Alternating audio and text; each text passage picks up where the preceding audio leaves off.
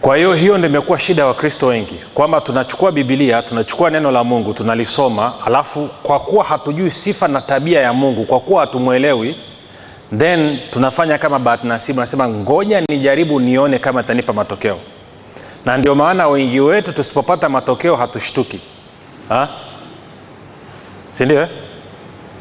Ukiomba alafu majibu yasipokuja wala ushangai wala ushtuki, unaendelea na maisha. Kwa sababu gani? Ulikuwa unatarajia kwamba majibu hayatakuja. Unaweza ukasema na haleluya, lakini hamtaki, haina shida. Si ndio? Inanikumbusha story ya yule mama kaenda kwenye semina ya imani, kafundishwa imani, ukizungumza na mlima unaama, ukizungumza na mti unang'oka. Alafu kuna mti mbele ya nyumba yake unazuia jua asubuhi. Kwa alirudi nyumbani usiku kabla ya kulala, akafungua dirisha, akanyosha mkono. Akasema, mti katika jina la Yesu Kristo ninakuamuru ng'oka ukatupe baharini. Alafu akafunga dirisha akalala.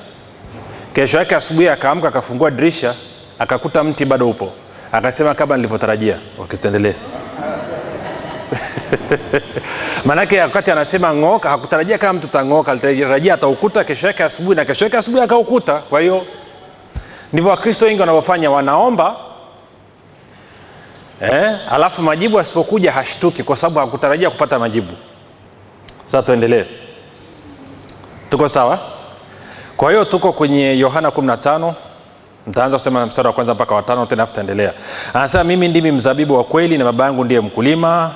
Kila tawi ndani yangu lisilozaa huliondoa, na kila tawi lizaalo hulisafisha ili lizidi kuzaa. Ninyi mmekwisha kuwa safi kwa sababu ya lile neno nililowaambia. Kaeni ndani yangu nami ndani yenu. Kama vile tawi lisivyoweza kuzaa peke yake lisipokaa ndani ya mzabibu, kadhalika nanyi hamwezi msipokaa ndani yangu. Mimi ni mzabibu, ninyi ni matawi. Akaaye ndani yangu nami ndani yake, huyo huzaa sana, maana pasipo mimi ninyi hamwezi kufanya neno lolote. Sasa Jumapili iliyopita tuliangalia mambo matatu ya namna ya kukaa ndani ya mzabibu, kukaa ndani ya shina. Lakini pia nilikueleza kwamba Bwana Yesu ni shina, wewe ni tawi. Na tukaona kwenye Warumi 11 kuanzia ule mstari wa 16 na kuendelea, anasema kwamba shina likiwa takatifu na tawi nalo linakuwa takatifu. Kwa lugha nyingine, hali ya tawi inategemeana na hali ya shina. Tunakwenda sawa? Na kwa bahati mbaya Wakristo wengi, 99.9999999 na robo tatu, hawajui Ukristo ni nini, hawaelewi kile ambacho Bwana Yesu alikifanya. Bado watu wengi wako kwenye Ukristo wakiwa na mtizamo wa dini. Ngoja nikwambie kitu. Mimi na wewe kama watu waliozaliwa mara ya pili tunakubalika mbele za Mungu kwa sababu ya kile ambacho Yesu Kristo alikifanya miaka 2000 iliyopita, sio kwa sababu ya chochote unachokifanya sasa hivi. Na kwa maana hiyo msingi wako na Mungu hautegemeani na wewe, unategemeana na Yesu Kristo. Na kwa kuwa Yesu Kristo alishamaliza kazi yake, akasema imekwisha, imekamilika, hakuna chochote kinachoweza kuathiri uhusiano wako na Mungu maadamu imani yako iko kwa Yesu Kristo. Na watu wengi wakishaanza kusikia hivyo wanapata kichefuchefu.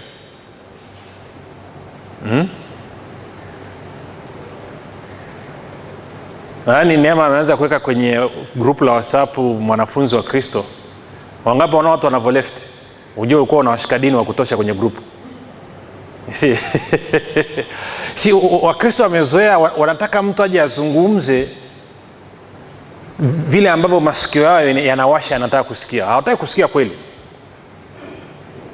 Na namna hiyo inaonyesha ni nzuri. Kila mara rudisha kweli. Ukirudisha kweli unajua Wakristo ni wepi na wepi ni wa Musa.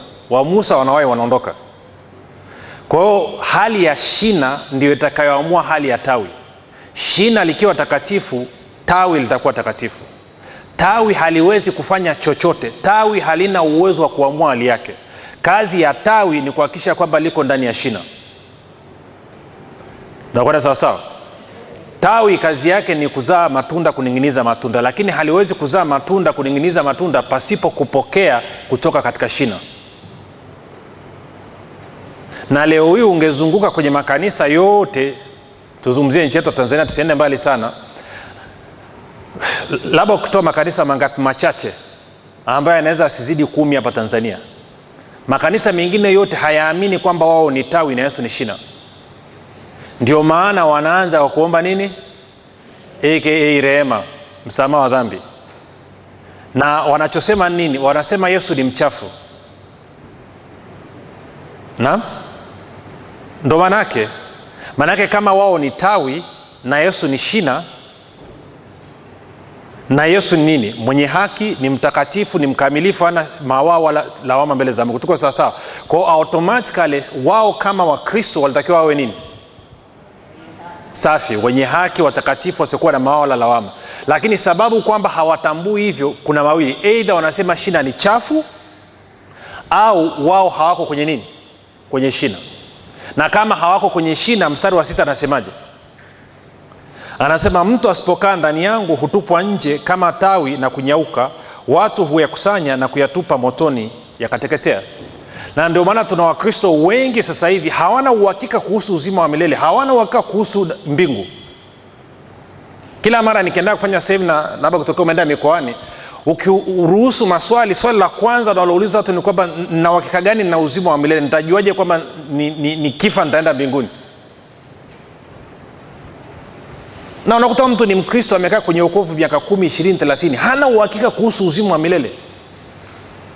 Kwa nini anakuwa na hiyo sintofahamu ndani mwake? Ni kwa sababu msingi mzima wa uhusiano wake na Mungu sio Kristo, bali ni mwenendo wake mwenyewe. Na mwenendo wake mwenyewe umejaa matatizo. Ingekuwa uhusiano na Mungu nategemea mwenendo wangu, basi ningemfuata nani? Ningefuata dini ya mamangu. Simple. Na mimi ningepiga 5 kwa siku. Najua mnielewe, mtanielewa kesho. Ingekuwa msingi mzima wa uhusiano na Mungu unategemeana na mwenendo wetu sisi. Sasa sisemi kwamba wewe una tabia kama ya nguruwe, kama shetani, no. Tunachosema ni kwamba wewe kama tawi huwezi ukaonyesha matunda ya haki, matunda ya utakatifu, tunda la Roho, kwa mfano upendo, furaha, amani, utu wema, bila kukaa kwenye shina. Haiwezekani. Okay, wangapi wanafahamu, na nataka uwe mkweli, wangapi wanajua walokole wana roho mbaya kuliko ibilisi? Tunahitaji kupiga kura kwenye hilo. Kuna mtu ana roho mbaya kama mtu aliokoka?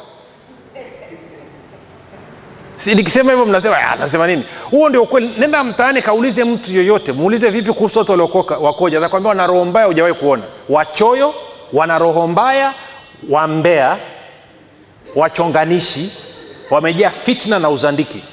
Kwa nini wamekuwa hivyo? Kwa sababu wamekataa kukaa ndani ya nini? Ya shina. Kwa hiyo tabia zinazoonekana sio tabia tena za roho, zinaonekana tabia za nini? Za mwili. Sikiliza, hakuna, na nusikize vizuri, hakuna mtu yeyote anayeweza kuishi maisha ya Ukristo. Kuishi maisha ya Ukristo ni impossible, haiwezekani. Anayeweza kuishi maisha ya Ukristo ni Kristo peke yake. Ndio maana unatakiwa ukae kwenye nini? Kwenye shina, ili aishi maisha yake kupitia wewe. Kama uamini, kaa wiki nzima, wiki 2 hujaomba, hujasoma neno. Jaribu uone. Ndio utagundua kwamba bado kuna shetani ndani yako.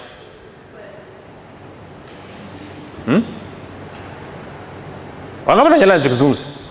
Watu hataki tena, imekuwa ngumu mno. Lazima tuambiane ukweli. Maisha ya Ukristo, hatuwezi kuishi maisha ya Ukristo pasipo Kristo mwenyewe.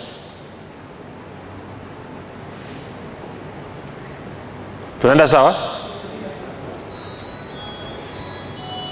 Imagine umepita kwenye shamba la maembe, alafu ukipita unasikia matawi yanajikamua. Alafu Mungu anakupa muujiza kuweza kuzungumza na matawi. Unauliza unafanya nini? Wanasema tunajaribu kuzalisha matunda. Hata matawi yajikamue mpaka lini? Bila shina hayawezi kufanya chochote. Tuko sawa? Okay, tuliangalia sana hiyo kwa Jumapili iliyopita. Kwa tukasema kuna mambo matatu ambayo yatakusaidia wewe kuweza kukaa katika shina. Kitu cha kwanza tukasema imani yako kwa Kristo. Unakumbuka hiyo? Na jambo la pili tukazungumza habari ya ukiri.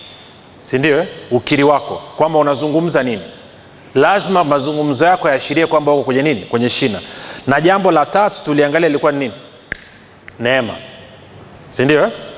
Kwa leo nataka tuende kwenye jambo la 4, na jambo la 4 ambalo litakusababisha wewe kukaa katika upendo, kukaa katika shina, ni upendo.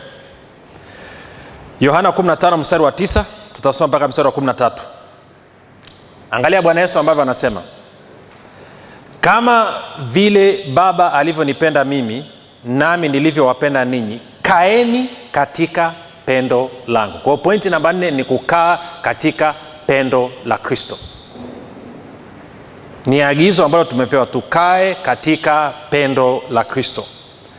Anasema mstari wa 10, mkizishika amri zangu mtakaa katika pendo langu, kama vile mimi nilivyozishika amri za Baba yangu na kukaa katika pendo lake. Tunakwenda sawa? Mkizishika nini? Amri zangu mtakaa katika nini? Pendo langu. Sasa nizungumze hapa kidogo, especially kwa watu walioko kwenye tuliofundishana neema hapa. Watu wakishasikia neema, ghafla wanaacha kuishi kama walokole, wanaanza kuishi kama mashetani. Sio wote, lakini nawaona baadhi, kwamba huyu mtu anakuwa mbinafsi, anasahau kwamba amri ya upendo iko pale pale. Sasa ngoja tusome mistari michache. Angalia mstari wa 10, anasema mkizishika amri zangu mtakaa katika pendo langu, kama vile mimi nilivyoshika amri za Baba yangu nikakaa katika pendo lake. Kitu ambacho kilimfanya Bwana Yesu akaendelea kukaa katika pendo la Baba yake muda wote ni kwa sababu alikuwa ameshika amri ya Baba yake. Kwa hiyo anasema na sisi ili tuweze kukaa katika pendo lake lazima tushike amri zake. Sasa anaendelea, anasema hivi 11, hayo nimewaambia ili furaha yangu iwe ndani yenu na furaha yenu itimizwe. Na tafsiri kidogo ni mbovu. Kwenye Kiingereza anasema hivi, these things have I spoken to you that my joy may remain in you. Anasema mambo haya nimezungumza nanyi ili furaha yangu ibakie na ninyi, ama ibakie ndani yenu. Anasema and that your joy may be full, na ili furaha yenu ifurike. Tuko sawa? Kwa hiyo anatuambia swala la sisi kukaa katika upendo linasaidia sisi kuendelea kukaa nini? Furaha yake Kristo kuendelea kukaa ndani yetu, na kwa furaha yake kukaa ndani yetu itasababisha furaha yetu sisi iweze kufurika, iweze kujaa na kumwagika. Tuko sawa? Na kwa kawaida ukifanya utafiti utaona watu wanapookoka miezi mitatu ya mwanzo huwa wamejaa furaha mpaka wampitiliza. Alafu baada hapo wakishachanganyika na wapendwa ambao ni wakongwe, furaha inafanya nini? Inayeyuka, inaota mbawa. Kwa nini? Tunarudi pale pale. Ni kwa sababu mwanzo hawa watu walikuwa wamejaa pendo la Kristo, wamefurika pendo la Kristo, chochote ambacho Kristo anawaambia wanafanya. Alafu wakafika mahali kwa sababu ya changamoto na dhoruba za maisha za hapa na pale, ghafla hawatekelezi tena maagizo ya Kristo, na kwa maana hiyo furaha inaanza kukata polepole.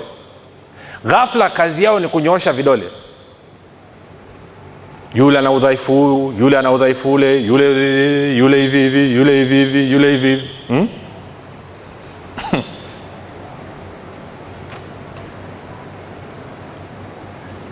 Bwana Yesu asifiwe. Amen. Nani amewahi kulalamika hapa kwamba umefanya kazi ya Mungu afu wengine hawajafanya ikakuuma kwa sababu wengine hawajafanya? Hamna. Hamtaki kunyosha mkono? Hamna. Watu wanatia unafiki, wananyamaza. Si? Najua wote kwa namna moja ama nyingine unafika mahali unanuna unasema mimi najua. Inanikumbusha story ya Petro. Petro anaongea na Bwana Yesu. Bwana Yesu anamkabidhi Petro, unanipenda? Yeye ndiye anakupenda. Petro, anipenda, tulisha kondoo zangu, unanipenda. Wamepiga story, alafu wanatembea. Petro anamuuliza Bwana Yesu, vipi kuhusu Yohana? Anataka kujua mustakabali wa Yohana unakuaje. Bwana Yesu anampa jibu moja matata sana. Inakuhusu nini? Nikitaka abakie mpaka atakapo, inakuhusu nini?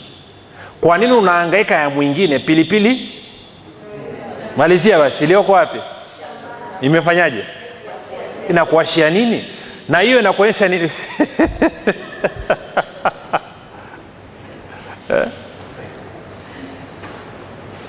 Kwa hiyo tumeitwa kukaa katika pendo, na tunakaa katika pendo kwa kushika na kutunza amri za Kristo.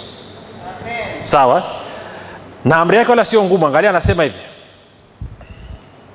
mstari wa 12, amri yangu ndiyo hii, mpendane kama nilivyowapenda ninyi. Hakuna aliye na upendo mwingi kuliko huu wa mtu kuutoa uhai wake kwa ajili ya rafiki zake. Kwa hiyo Bwana Yesu anasema tupendane sisi kwa sisi. Si wangapi wanakumbuka kwenye Agano la Kale anasema kwamba mpende jirani yako kama nafsi yako. Lakini amri mpya ukisoma mlango wa 13, hebu turudi mlango wa 13 pale. Na mstari wa 34 tukianzia. Yohana 13:34. Anasema amri mpya nawapa, mpendane kama vile nilivyowapenda ninyi, nanyi mpendane vivyo hivyo. Yohana 13:34 anasema tupendane sisi kwa sisi. Kipimo nini? Ni kama yeye mwenyewe Yesu Kristo alivyotupenda. Kivipi? Alitupenda hata akautoa nini? Uhai wake.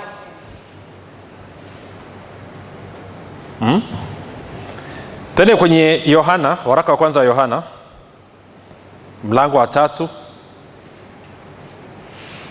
Tukaanza mstari kama wangapi? Nianza wa 13. Anasema ndugu, msistaajabu ulimwengu ukiwachukia.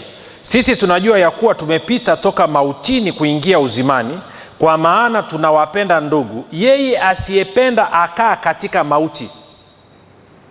Yeye asiyependa akaa katika mauti. Kila amchukiaye ndugu yake ni muuaji. Nanyi mnajua ya kuwa kila muuaji hana uzima wa milele ukaao ndani yake. 16. Katika hili tumelifahamu pendo, kwa kuwa yeye aliutoa uhai wake kwa ajili yetu. Imetupasa na sisi kuutoa uhai wetu kwa ajili ya hao ndugu. Kwa hiyo anasema kwamba lazima tufike mahali tutie kipaumbele kwa ajili ya wengine. Tujitoe kwa ajili ya maisha ya wengine. Hilo ni agizo ambalo tumepewa. Tunawapenda kiasi gani? Kiasi cha kutoa uhai.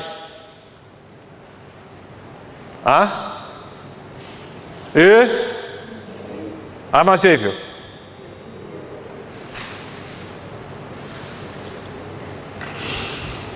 Bwana Yesu asiwe. Kwa anasema tunavyoshika amri yake ya kupenda, na napenda tukiwa mlango wa 3 tena mstari wa 22 hadi 23. Wakati tuanze 21. Anasema wapenzi, mioyo yetu isipotuhukumu, tuna ujasiri kwa Mungu, na lolote tuombalo tunalipokea kwake, kwa kuwa tunazishika amri zake na kuyatenda yapendezayo machoni pake. 23. Na hii ndiyo amri yake, kwamba tuliamini jina la mwana wake Yesu Kristo, na kupendana sisi kwa sisi kama alivyotupa amri. Nakumbuka miaka mingi iliyopita nikafanya maombi ya kukata na shoka, maombi yenye upako. Nikamwomba Mungu, nikamwambia naomba nitakapokwenda kulitumia jina la Yesu Kristo kuombea wagonjwa wapone. Alafu hakunijibu.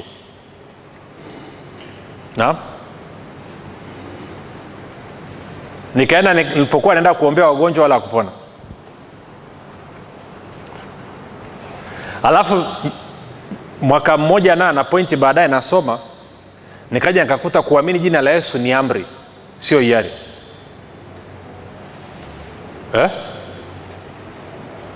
Kuamini jina la Yesu ni sio hiari.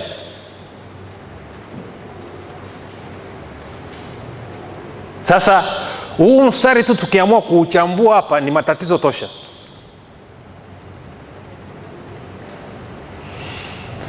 Kuamini jina la Yesu ni amri, sio hiari, na kupenda wengine ni amri, sio hiari. Kwa mfano, Biblia inaonyesha wazi mistari kadhaa. Ukisoma kwa mfano Luka 24 mstari wa 46 47, ukasoma Matendo ya Mitume mlango wa 2 mstari ule wa ngapi, wa 38 39, na ukasoma Matendo ya Mitume 10 mstari wa 42 mpaka 43, Biblia inaonyesha wazi ukiliamini jina la Yesu dhambi zako zinaondolewa. Sawa? Sawa? Ndio Biblia inavyosema.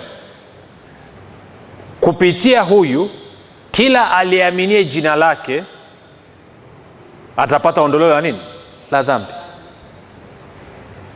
Na kwa maana hiyo, kama tumeamriwa tuliamini jina la Yesu, na unasema mimi naliamini jina la Yesu, na Biblia inasema ukiliamini jina la Yesu dhambi yako imeondolewa, maana yake nini? Maana yake ni kwamba wote wanaoamini jina la Yesu dhambi zao zimefanya nini? Kama nasema kwamba dhambi zangu hazijaondolewa, maana yake siliamini nini? Na kwa maana hiyo nimevunja amri ya nani? Bwana hamtaki tena.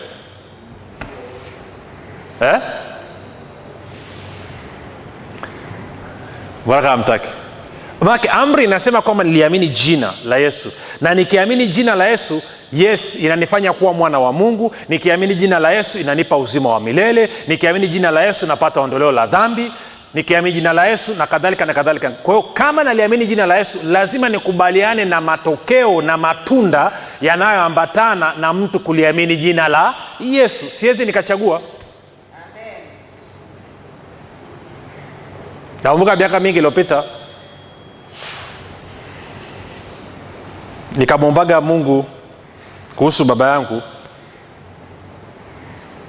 Maana ukweli kabisa, baba yangu alikuwa anastahili kwenda jehanamu ya moto na kukaa siti ya mbele, sio nyuma. Kwa hiyo nikamwombaga Mungu kuhusu wokovu wake, kwamba anyenyue mtendakazi ambaye ataenda kumgonga huyo mzee injili. Maana yake mzee mwenyewe ni utata. Kama unadhania mimi ni utata, mimi ni 1% ya huyo mzee alivyokuwa. Sasa unaweza ukapiga picha alikuwa mtata kiasi gani? Alafu Mungu akanipa fursa ya mimi mwenyewe kwenda kumuongoza sala ya toba mwaka 2011. Kwa hiyo mzee akampokea Kristo. Mpaka nikamwonea wivu. Yaani mzee alikuwa na pressure ikaota mbawa, alikuwa na kisukari kikaota mbawa, macho alikuwa anasumbua, akaanza kunani, kila kitu clear. Kampokea Yesu tu. Alafu mwishoni anakaribia kufariki 2014, binamu yangu mmoja mu Assemblies of God akaniuliza, umeshamuongoza mzee sala toba? Nikamwambia siku nyingi sana, 2011. Akaambia unatakiwa umuongoze kila siku mpaka atakapokufa. Yaani kwa kila siku ukienda kumuona hospitali, sio umuombe apone, muongoze sala nini ya toba, muandae.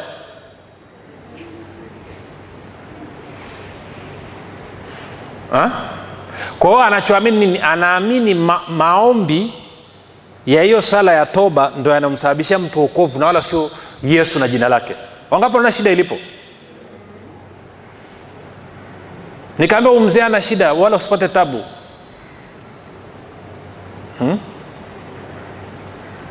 Of course mzee alipofariki, mpaka leo kila mtu akiangalia picha za maiti yake aamini, yani jinsi ilivyokuwa iking'aa, imejaa glory. Na ilikaa hospitali ni Jumanne, Jumatano, Alhamisi, Ijumaa, tukaitoa Jumamosi. Kitu kinang'aa, upako. Yaani nadhani unaweza ukaenda leo mochwari mpaka leo kutoa upako bado pote tuendelee. Haleluya.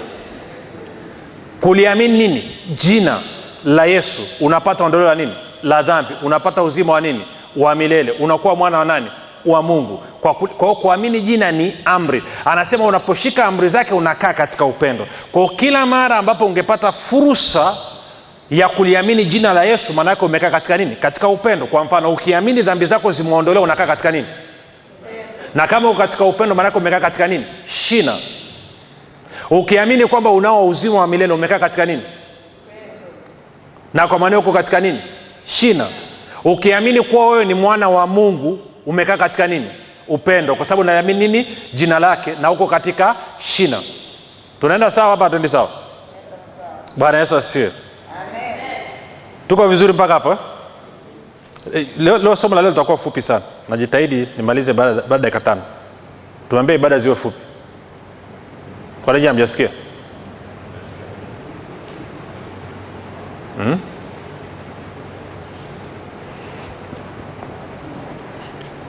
Haleluya. Okay. Kwa hiyo anasema kukaa katika pendo. Kwa njia mojawapo tunaweza kukaa katika pendo, anasema unakaa kwa kushika amri zake. Na amri mojawapo kuliamini jina la Yesu Kristo na kupendana sisi kwa sisi. Na kitu ambacho kinanisikitisha saa nyingine kwa Wakristo, na especially Wakristo ambao wameijua neema, hawajitoi kwa ajili ya mwili wa Kristo, hawajitoi kwa ajili ya Kristo mwenyewe. Na hii ni mbaya. Kumbuka unavyotakiwa kupenda, mpende Bwana Mungu wako kwa moyo wako, kwa nafsi yako, kwa akili zako na kwa nguvu zako. Okay, unampendaje kwa nguvu zako? Unajitutumua? Watu hawataki tena. Unampendaje Mungu kwa nguvu zako zote? Ama unaenda gym, unaanza kutafuta vyuma. Nini? Nampenda Mungu. Unampendaje Mungu kwa nguvu zako zote? Anapozungumza kumpenda Mungu kwa nguvu zako zote, maana yake anamaanisha uchumi wako, fedha na uchumi wako. Kwamba mtu akija akafanya utafiti katika maisha yako, kwenye fedha na uchumi wako, Mungu ana nafasi kiasi gani?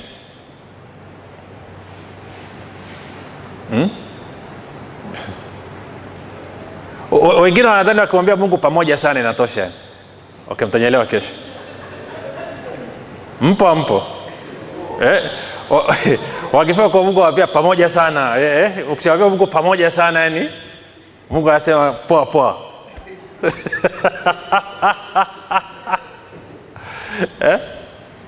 Na kiukweli huwezi ukampenda Mungu kwa moyo wako wote pasipo hazina yako. Bwana Yesu anasema hazina ya mtu ilipo ndipo na nini? Na moyo wake ulipo. Na kama kuna kitu, kama kuna dhambi ambayo inatafuna kanisa ni kwenye hili eneo. Thubutu tu kuzungumza habari ya hela. Ngoja nikwambie kitu. Kwa wale walioanza na mimi wanafahamu kabisa mimi habari ya matoleo nilikuwa sitaki. Mbao wengine wakasema sasa tuonekana si ni mafrimason kwamba tunaendaje kanisani alafu watu hawatoi. Lakini siku moja Mungu akaamua kudili na mimi. Akaniambia unasumbuliwa na spirit of mammon. Si anasema hamwezi kumtumikia Mungu na nini? Na fedha. Kwenye Kiingereza anasema ile fedha neno ni mammon. Ama mali, mammon. Akaniambia unasumbuliwa na spirit of mammon. Nikamwambia nani? Anasema wewe hapo. Kabla ya kukemea nikamwambia jielezee. Akaambia roho ya mammon, spirit of mammon inafanya kazi hivi. Ikija kwa watumishi, imesababisha watumishi wengine wamekuwa greedy, wamekuwa wabinafsi, wana matamaa. Kazi yao ni kukamua, kuchezea watu. Mafuta ya 350, mafuta ya shilingi 200, haya shilingi 100. Chukua hii na upako maalum. Chukua picha yangu kaweke dukani kwako, ukiweka mwezi mzima utauza sana, lakini picha yangu inapatikana kwa shilingi 200. Na anajua hiyo. Hilo ni tatizo mojawapo. Ama nakuja na plani kubwa kwamba nataka tujenge kanisa ambalo halipo tena Dar es Salaam, kanisa ambalo litakuwa gumu. Hiyo ni tamaa. That is covetousness. Na kwa bahati mbaya wote hao wanakufa na waendi navyo. Unaviacha tu kunyuma, wanafaidi wengine kama hawatapiga bei. Lakini una upande mwingine wa hiyo roho inavyofanya kazi. Kwa moja inasababisha watumishi wanakuwa na tamaa, wanafanya mambo ya ajabu ajabu. Lakini upande wa pili wa shilingi ni kwamba inatisha watumishi, alafu wanaogopa kuwaambia watu kutoa na kuchangia kwenye kazi ya Mungu. Kwa akaniambia wewe unakamatwa hapo. Hutaki kuwaambia watu, unang'ang'ana mwenyewe, unabeba msalaba mwenyewe. Alafu kwa washirika inafanyaje kazi? Inafanya kazi hivi. Wakisikia tu mtu ametaja habari ya matoleo wananuna. No, hatupitishi chombo cha sadaka leo, kwa hiyo relax. Najaribu kuelezea tu. Wengine wameshaanza kupanic, wengine wanaangalia mlango, wengine wanaangalia haleluya. Kwa hii na hiyo imekuwa ni shida kwa sababu ya hii roho kutenda kazi katika kanisa, imezuia wana wa Mungu kupenda kama ambavyo Kristo ameagiza.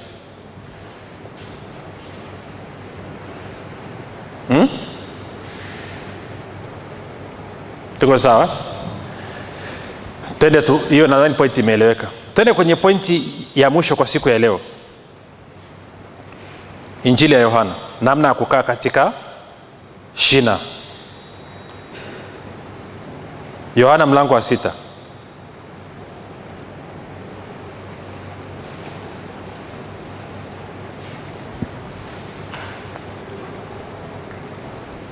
Unajua Yohana mlango wa 6 mstari wa 56.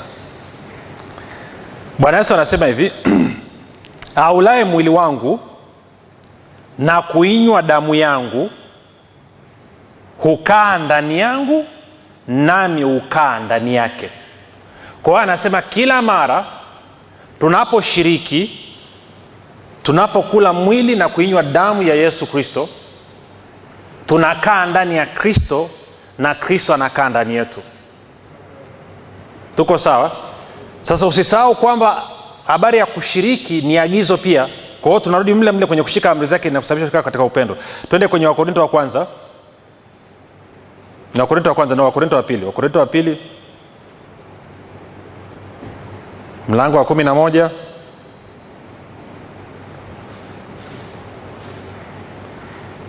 Tuanze mstari wa 20 ngapi?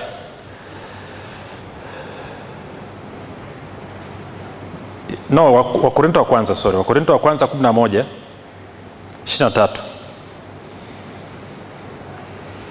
Anasema hivi, Paulo anazungumza, anasema kwa maana mimi nilipokea kwa Bwana niliowapa nanyi, ya kuwa Bwana Yesu siku ule aliotolewa alitoa mkate, naye akiisha kushukuru akaumega, akasema, huu ndio mwili wangu ulio kwa ajili yenu, fanyeni hivi kwa ukumbusho wangu. Na vivyo hivyo baada ya kula akakitoa kikombe, akisema, kikombe hiki ni agano jipya katika damu yangu, fanyeni hivi kila mnywapo kwa ukumbusho wangu. Maana kila muulapo mkate huu na kukinywea kikombe hiki, mwatangaza mauti ya Bwana hata ajapo. Kwa hiyo Bwana Yesu mwenyewe aliagiza kwamba tuhakikishe tunakula na tuhakikishe tunakunywa. Hilo ni agizo. Ukitii hilo agizo inakusababisha kukaa kwenye nini? Shina. Lakini pia unapoula mwili wake na kuinywa damu yake, inasababisha Kristo akae ndani mwako na wewe ukae ndani mwake. Tuko sawa? Kumbuka, hebu tuende kwenye Lawi. Mambo ya Lawi, mambo ya Walawi mlango wa 17 na mstari wa 10 hadi wa 11. Anasema, kisha mtu yeyote wa nyumba ya Israeli ama miongoni mwa hao wageni wakao kati yao atakayekula damu ya aina yoyote, nitamkataa mtu huyo alaye damu na nitamtenga na watu wake. Kwa wale waliotokea kaskazini, anasema kila mtu anayetumia kisusio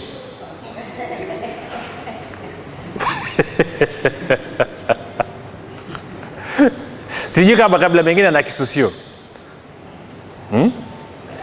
Kwa nini? Kwa sababu 11 anasema, kwa kuwa uhai wa mnyama ama wa mwili uko katika hiyo damu, nami nimewapa ninyi hiyo damu juu ya madhabahu, ili kufanya upatanisho kwa ajili ya nafsi zenu, kwani ni hiyo damu ifanyayo upatanisho kwa sababu ya nafsi. Tuko sawa sawa? Kwa hiyo naliwaambia wana wa Israeli, hapana mtu miongoni mwenu aliye na ruhusa kula damu, wala mgeni aishie kati yenu asile damu ama asinywe damu.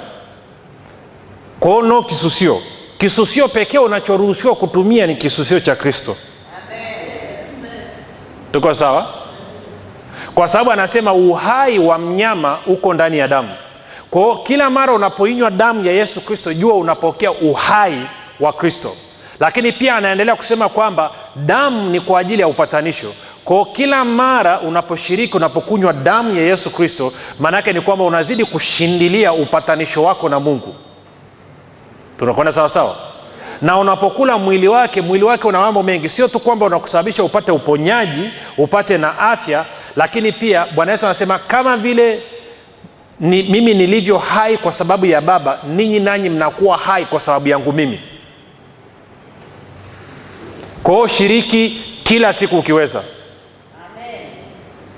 Shiriki kila mara ukiweza. Tuko sawa? Uhitaji ruksa. Mwenye damu na mwenye mwili wake amekupa ruksa, na jina lake anaitwa Yesu Kristo. Uhitaji kamati ikae mahali alafu iamue. Unajua kuna makanisa mengine wanasema ni ya kiroho, wanaweza wakakaa miaka hawajashiriki mwili na damu ya Yesu. Seriously, mpaka siku kiongozi mwandamizi wa huduma atakapoamua kwamba leo tunashiriki. Na huduma yoyote ambao hawashiriki mwili na damu, ama kanisa lolote ambalo hawashiriki mwili na damu ya Yesu Kristo na wanajiita wa Kristo, wao sio wa Kristo. Kwa hiyo nyumbani kwako, kwa nafasi yako, nunua biskuti, nunua mikate ya kushiriki inapatikana. Mkienda kule wapi, kule Anglikana wanauza, Katoliki wanauza, Lutheran wanauza.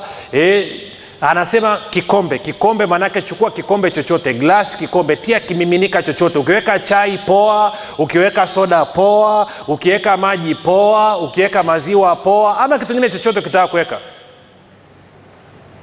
Kama uko kijijini unaweza ukachukua maji mengi kidogo na kangara, haya vyovyote vile.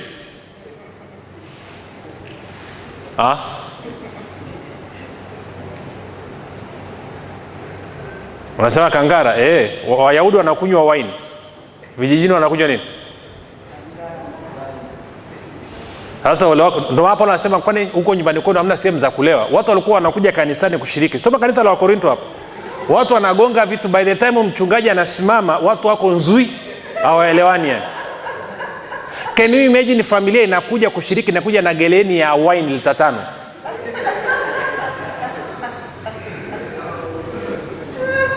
Wanamimina kwenye glasi, kila saa wanagonga Yesu ni Bwana, wanateremshia. Paulo anasema ninyi hamna vilabu vya kulewea huko nyumbani kwenu, mnakuja kulewa kanisani.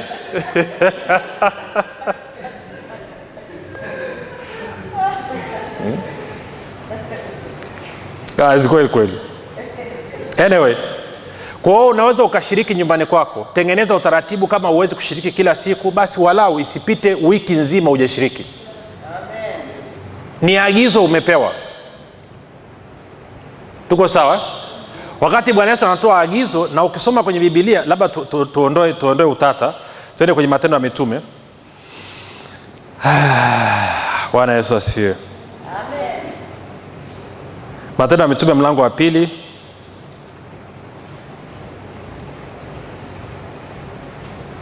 Siku ile ya Pentekoste na baada ya hapo sura iliyofuatia,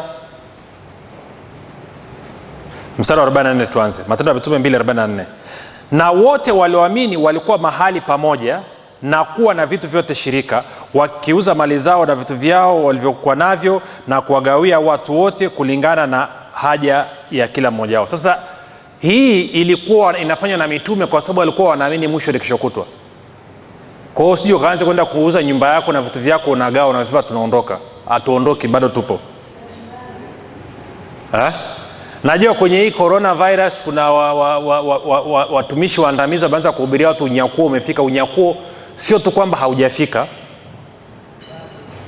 na sio tu kwamba hautaka ufike, kwa sababu hakuna unyakuo. Na wala hatuhitaji kubishana leo hii. Kama unaamini kunyakuliwa, Yesu akija atakunyakua, usijali. Na kama hauamini kunyakuliwa, na Yesu akija kama hanyakui watu tabaki, kwa usijali. Kitu chochote ambacho kichangia uzima wako usipate shida. Lakini swala liloko sasa tunatakiwa tuhubiri nini? Injili kwa kila kiumbe. Na Yesu haji mpaka adui wa mwisho ameshindwa, ambaye adui wa mwisho ni nani? Mauti.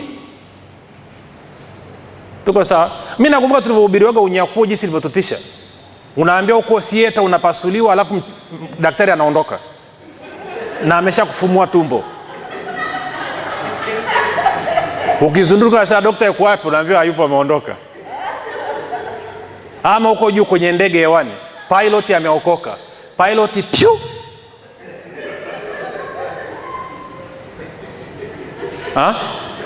ilisumbua. Mimi zikana ngine kwa mjaokoka miaka ya 90. Wangapi wanakumbuka miaka ya 90 ndio ilikuwa injili hiyo? Unyakuo. Kitu kilishindiliwa. Alafu nakumbuka mwaka 92 nikiwa Arusha Levolosi kwenye semina kina mtume na nabii kina Maboya na mzee mmoja akaitwa Sirasi Mzirai nabii.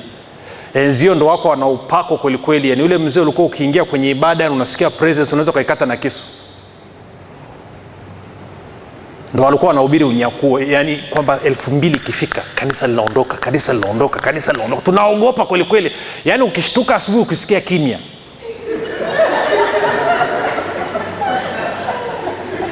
Unajua unawahi wapi? Watoto wadogo walipo. Baki wao ndo kipimo. Ukienda kwa watu wazima unaweza kukuta na wao ni ovyo kama wewe, kwa wao wameachwa. Kwa hiyo unawahi kwa watoto wadogo. Kuta mtoto mdogo yupo anasemaje?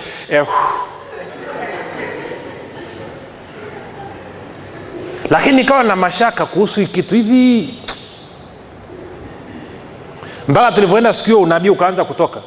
Mzee Sirasi alikuwa anatoa unabii. Sema vijana wote na watoto waje mbele, tukatoka. Alafu kwa mara ya kwanza ndo nasikia Mungu anazungumza. Kwa sijawahi kusikia unabii maisha yangu yote. Actually nilikuwa sijui kama kuna manabii bado duniani. Mzee akaanza kuongea. Mungu anaanza kuzungumza. Hawa ni watu wangu, watumishi wangu nimewachagua. Wengine watakuwa mawaziri, wengine watakuwa wafanya biashara, wengine watakuwa watumishi wangu. Mama yangu akuzaa mjinga. Wakati nabii nashushwa nikaanza kupiga hesabu. Kale kabwana mdogo kale kana miaka kama 7. Mpaka kaje kawe waziri.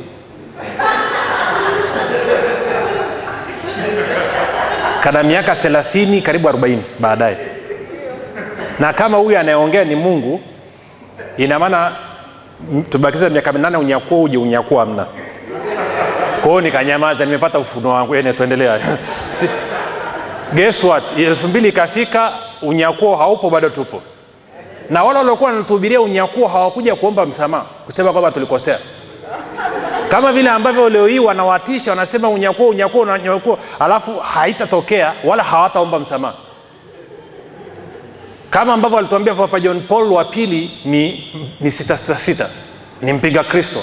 Alafu akafa, alafu hawakuomba msamaha kwamba hakuwa yeye. Wakasema Papa Benedikti wangapi? Ni wa 7 wangapi?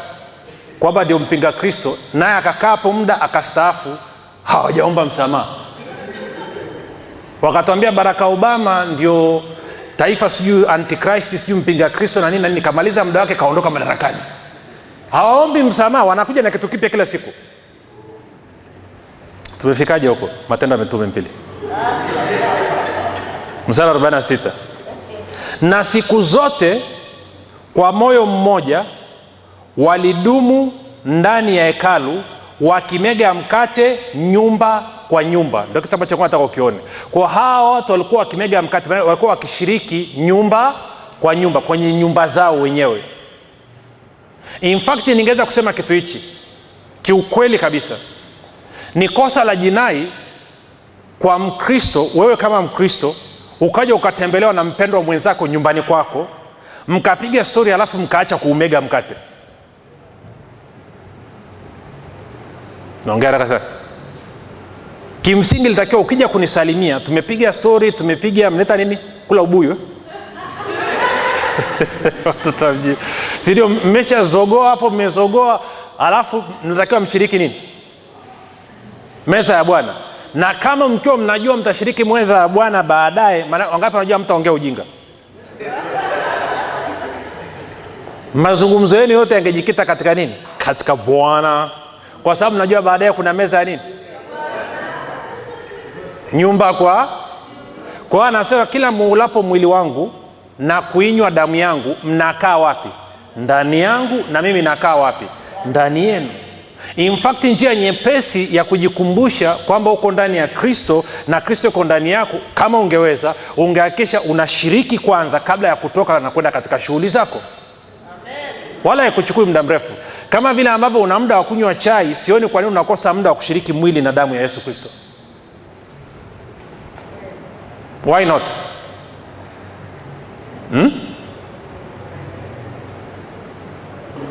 Tunaenda sawa? Na ukishiriki kuna faida kibao ambazo unazipata kwa sababu ya kushiriki. Nitarudia tena. Maisha ya Ukristo hakuna mtu anaweza kuyaishi isipokuwa Kristo peke yake.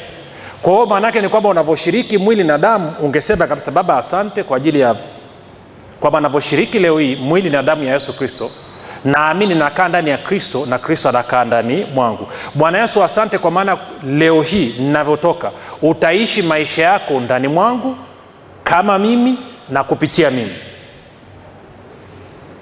Alafu unashiriki, unatoka, unaenda zako.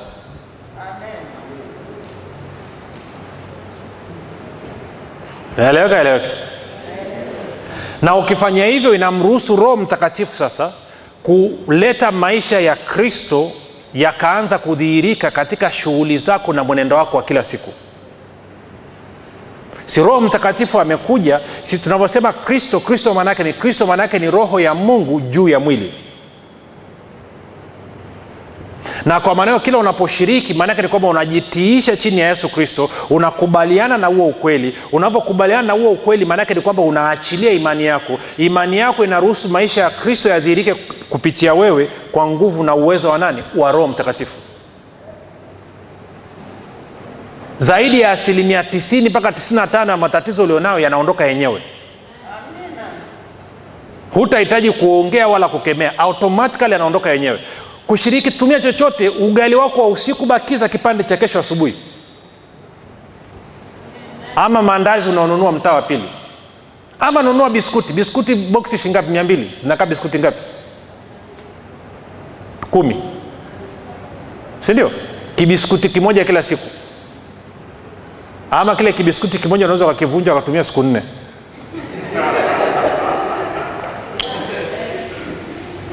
Kila unapoumega mwili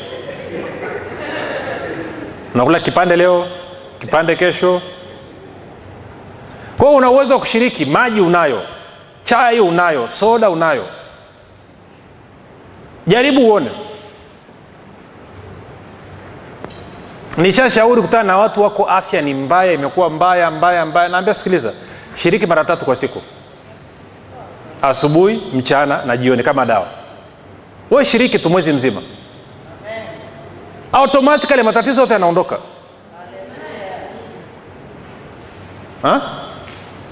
Unajua wengine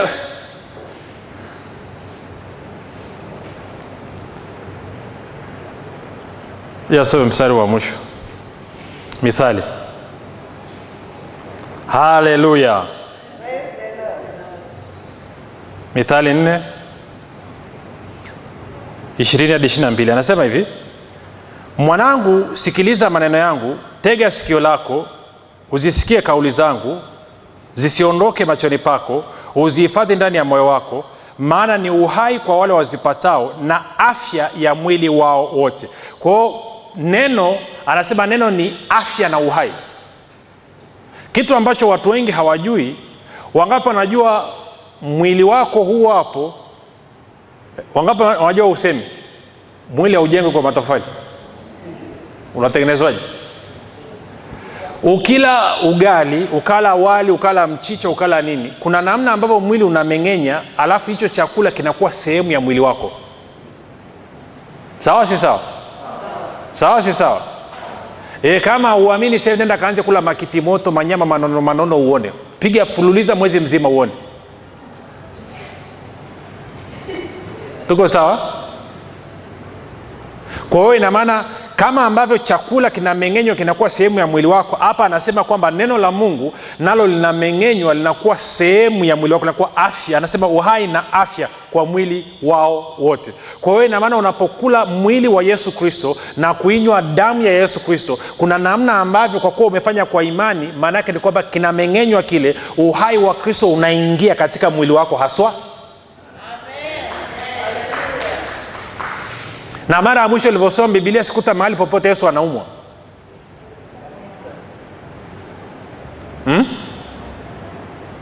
Ni waajabu sana. Unajua kwa mfano kwenye kazi saa nyingine unaweza kwa mfano ilishanitokea nyuma, nadhani kipindi fulani Mbeya, sikumbuki mwaka 2013 labda. Nilikuwa nafanya seminar, nilifanya seminar almost wiki mbili. Kila siku tunaanza asubuhi, naanza kufundisha saa 3 asubuhi, tunaenda mpaka saa 1 jioni kila siku. Na kwa maana hiyo nakumbuka situmii mic wala nini, nafika mahali sauti nakata. Yaani unaamka asubuhi sauti hakuna. Alafu unatakiwa uende ukumbini ukafundisha. Ukiingia ukumbini, mwalezo sio tumishi. Maana sauti haitoki. Alafu inafika wakati wa kufundisha unasimama. Baba katika jina la Yesu Kristo, nakushukuru kwa sababu leo tuweza kusanyika hapa. Naamini kabisa uwepo wako na roho wako atakuwepo kwa nguvu kabisa, akifundisha, sauti inarudi, kila kitu inarudi safi kabisa. Unagonga, unafundisha, unaongea siku nzima, unapiga story. Kwa nini? Upako, roho wa Kristo yuko juu yako, amekuja, kila kitu kinakuwa iko super. Amen. Mpaka unamaliza unarudi chumbani kwako, upako unazima. Ukienda kula chakula gani, unakamata menyu, unasema solo, unaonyesha.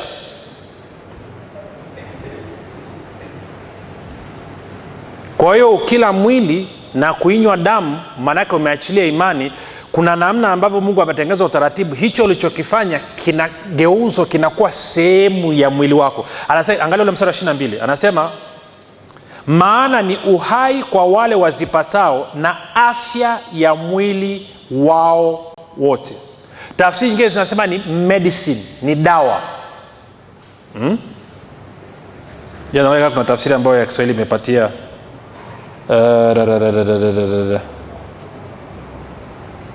angalia Biblia bado inasema maana hayo ni uhai kwa mtu anayeyapata, ni dawa kwa mwili wake wote. Tuko sawa? Na haiwezekani uzima wa Kristo kwa unaingia unakuwa sehemu ya maisha yako. Si kwa mfano nini inaitwa, chukulie kwa mfano nini, AIDS ni upungufu wa kinga mwilini, si ndio? Haiwezekani ukawa unashiriki unakula mara 3 kwa siku, mwili na damu ya Yesu Kristo inaingia, alafu kinga zako zikaendelea kuwa dhaifu. Ni impossible. Amen. Impossible. Yaani na challenge mtu wote ambaye muathirika wanakuambia kwamba kinga ziko chini. Jaribu, fanya mwezi mzima, kila siku, asubuhi, mchana, jioni, shiriki, achilia imani yako. Alafu baada ya siku 30 nenda kapime kinga zako, ukute jinsi ambazo zitakuwa ziko juu, na viral load zitakuwa ziko almost zero. Inafanya kazi. Wamekwambia sijui una cancer, sijui una kitu gani, shiriki kila siku. Wakwambia sijui ugonjwa uponi, shiriki kila siku. Sidio? Sidio? Ya inawezekana wamekwambia unanoa ama una nani, una Land Rover. Shiriki kila siku. Haina, wanasema hamna dawa, lakini sisi tunajua dawa ni nini. Anasema ni uhai na afya kwa mwili wao wote. Unageuza hiyo gari ya Kijapani na kuwa gari ya Mjerumani, mambo yanakuwa poa. Bwana Yesu asifiwe. Kwa hiyo zingatia hayo, na sisi tu kwamba shiriki kila siku. Ukishindwa basi walau mara moja kwa wiki. Tuko sawa? Bwana alibariki neno lake.